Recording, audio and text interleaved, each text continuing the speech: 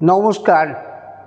আমার আজকের নিবেদন স্বরচিত কবিতা ভূতেরা অদ্ভুত। ভূতের কথাই সত্যি হলো, মিথ্যে না গো। দেখবে চলো, এসব আগে বলতো লোকে। বল্টু দেখে নিজের চোখে কাণ্ড কেমন এলোমেলো। দরজা হঠাৎ খুলেই গেল, আছড়ে পড়ে ওষুধ শিশি। এ কি হলো বলছে পিসি। জানলা দুটো শব্দ করে, ছায়া মূর্তি ঢুকলো ঘরে।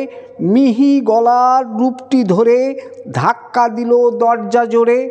হচ্ছেটা কি হঠাৎ করে, কেউ কোথাও নাইকো ঘরে। হঠাৎ শোঁ শোঁ আওয়াজ শুনি, পরে ধূপধাপ প্রমাদ গুনি। জানলা কপাট ধাক্কা মারে, বিনা হাওয়ায় বিনা ঝড়ে। হয় গো এসব কেমন করে, কাণ্ড এ কি অদ্ভুত রে।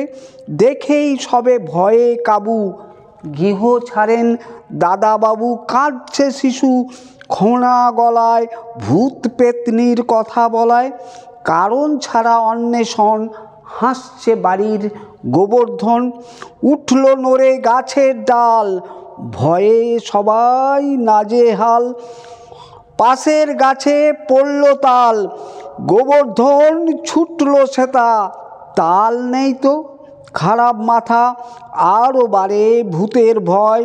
সন্ধে রাতে শঙ্কাময়, হঠাৎ কে আলমারিটা করছে টানাটানি।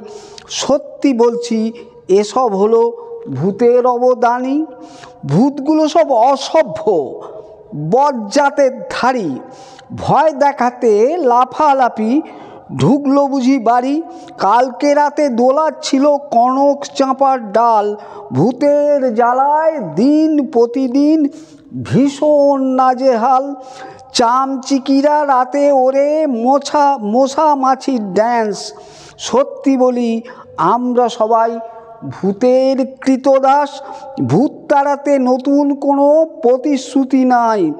বিবর্ণ দিন আর কতদিন, ভূতের বিচার চাই।